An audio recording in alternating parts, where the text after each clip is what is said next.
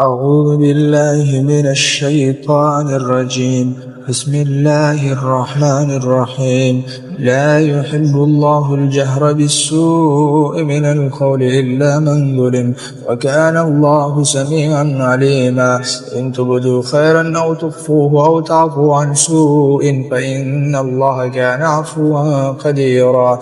إن الذين يكفرون بالله ورسله ويريدون أن يفرقوا بين الله ورسله ويقولون نؤمن ببعض ونكفر ببعض ويريدون أن يتخذوا بين ذلك سبيلا، أولئك هم الكافرون حقا وأعتدنا للكافرين عذابا مهينا.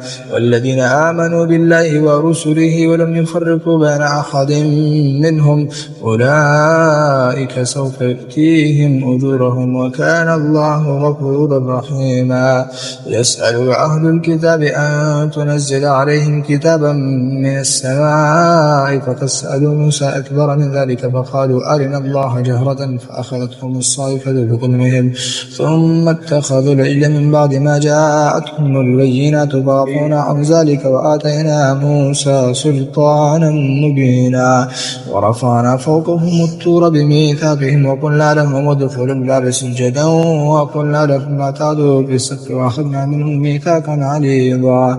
فبما نقضهم ميثاقهم وكفرهم بآيات الله وقتلهم الأنبياء بغير حق وقولهم قلوبنا غلف بل طبع الله عليها بكفرهم فلا يؤمنون إلا قليلا. وبكفرهم وقولهم على مريم بهتانا عظيما وقولهم إنا قتلنا المسيح عيسى بن مريم رسول الله وما قتلوه وما صلبوه ولكن شبه لهم وإن الذين اختلفوا فيه لفي شك منه ما لهم به من علم إلا اتباع الظن وما قتلوه يقينا بل رفعه الله إليه وكان الله عزيزا حكيما. وإن من أهل الكتاب إلا ليؤمنن به قبل موته ويوم القيامة يكون عليهم شهيدا.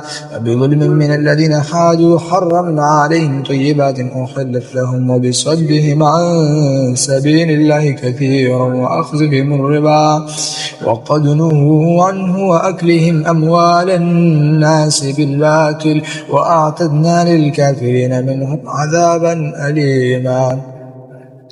لكن الراسخون في العلم منهم والمؤمنون يؤمنون بما أنزل إليك وما أنزل من قبلك والمقيمين الصلاة والمؤتون الزكاة والمؤمنون بالله واليوم الآخر أولئك سنؤتيهم أجرا عظيما. إنا أوحينا إليك كما أوحينا إلى نوح والنبيين وأوحينا إلى إبراهيم وإسماعيل وإسحاق ويعقوب والأسباط وعيسى وأيوب ويونس وهارون وسليمان وآتينا داود زبورا ورسلا قد قصصناهم عليك من قبل ورسلا لم نقصصهم عليك وكلم الله موسى تكليما. ورسلا مبشرين ومنذرين لئلا يكون للناس على الله حجة بعد الرسل وكان الله عزيزا حكيما.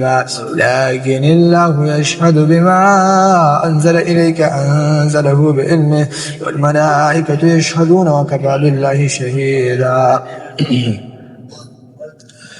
إن الذين كفروا وصدوا عن سبيل الله قد ضلوا ضلالا بعيدا. إن الذين كفروا وظلموا لم يكن الله ليغفر لهم ولا ليهديهم طريقا إلا طريق جهنم خالدين فيها أبدا وكان ذلك على الله يسيرا. يا أيها الناس قد جاءكم الرسل بالحق من ربكم فآمنوا خيرا لكم وإن تكفروا فإن لله ما في السماوات والأرض كان الله عليما حكيما.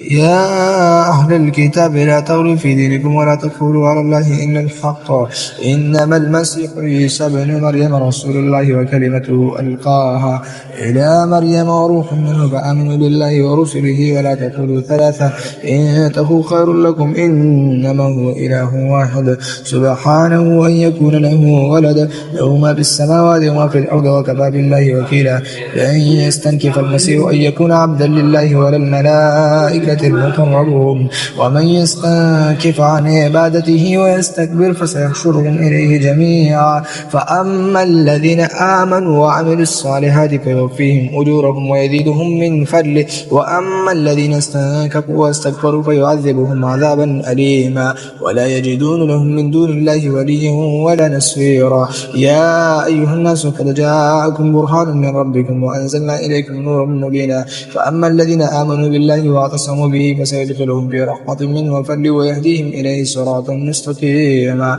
يستفتونك قل الله يفتيكم في الكلالة إن امرأ هلك ليس له ولد وله أخت فلها نصف ما ترك وهو يرثها إن لم يكن لها ولد فإن كانت اثنتين فلهما الثلثان مما ترك وإن كانوا إخوة رجال ونساء فللذكر مثل حظ الأنثيين يبين الله لكم أن تضلوا والله بكل شيء عليم.